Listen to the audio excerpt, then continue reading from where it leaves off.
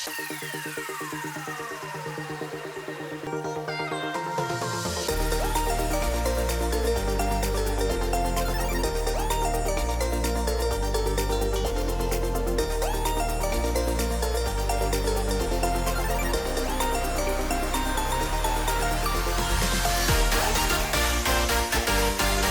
lieu of the challenges brought by the pandemic and quarantine, in which we all are in need of comfort and hope at the light of the scriptures, this program, Cunning Coping Covidians, is aired from our virtual workstation and broadcasted to the whole English-speaking world, with a domestic Covidian reflection filled with encouragement and motivation.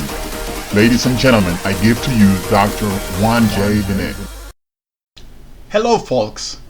In this first installment of this series that we have titled Cunning Coping Covidians, I offer my token of contribution in order to minister your souls through the consolation that the scriptures provide. This pandemic has practically taken us by surprise, and the truth is that we were not prepared socially, emotionally, physically, economically, or mentally to face it. This means that we need guidance to know how to deal and how to cope with those unexpected and unfamiliar aspects that represent a daily, routinely COVIDIan challenge. An important and sensitive area in which we all have been affected is the emotional one, since practically everyone knows a close family member, a workmate or classmate, a neighbor or acquaintance who has been infected or lost his or her life due to the coronavirus. It is a time of intense pain, unprecedented for most of us. Even several churches lost their pastors or bishops, and due to the upsurge of the pandemic in high-risk sectors, and due to the quarantine imposed, they remain disoriented and clueless, not knowing what direction to take. The curve of infection and mortality rate refuses to flatten, and words have been spread out on what is now called the new normality, to which we all will have to adapt from now on. That is also being called as COVIDIanity.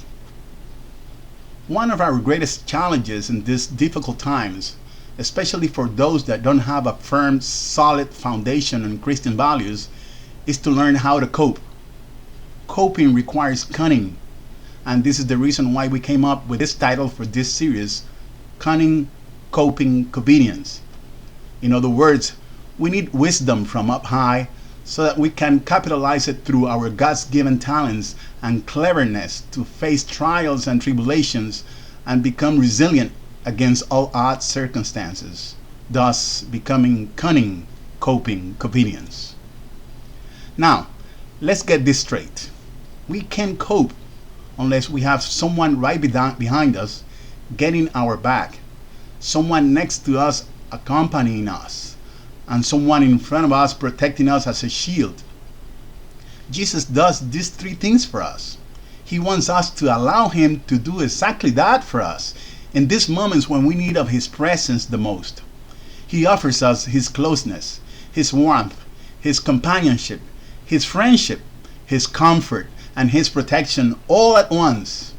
He's ready and willing to come to our aid in the hour of tribulation, in the hour of difficulty, when we're prone but to fail, and when we're ready to throw in the towel and surrender. In St. John chapter 14, verse 18, He promises us, I will not leave you as orphans. I will come to you. I repeat, I will come to you. And even the author of Hebrews, referring to this comforting promise, tells us in Hebrews 13:5 that He said, I will never leave you nor forsake you. And in a previous chapter He says, for we do not have a high priest who is unable to sympathize with our weaknesses. He's a tender and compassionate friend. He covers us with His cloak of tenderness. He hugs us. He takes care of us, and He shelters us against the COVID-19. In this pandemic ordeal, where panic rages and we tend to stress out and despair because of uncertainty, because of the bad news, misinformation, and even fake news, Jesus tells us, as recorded in Matthew 10:31, "Fear not, therefore, you are of more value than many sparrows." Wow, amazing. What a blessing. What a great statement that becomes a consolation for our souls. That's the type of Jesus we have, and the one we can count on. No wonder he also tells us in St. Matthew chapter 11, verse 28, "Come to me, all who labor and are heavy laden, and I will give you rest." Come on, come. I invite you to abide with Jesus. Don't afford coping with this pandemic on your own, without support, without backup, without hope. Accept his personal invitation. He says to you, "Behold, I stand at the door and knock. If anyone hears my voice and opens the door, I will come into him and eat with him and he with me." Revelation 3:20. If you need prayer, consolation, companionship, or guidance in your necessity to seek Jesus and cling to him, do not hesitate to contact me, and I will gladly grant you my support and assistance in your current need. Your brother and friend, Juan J. Binet.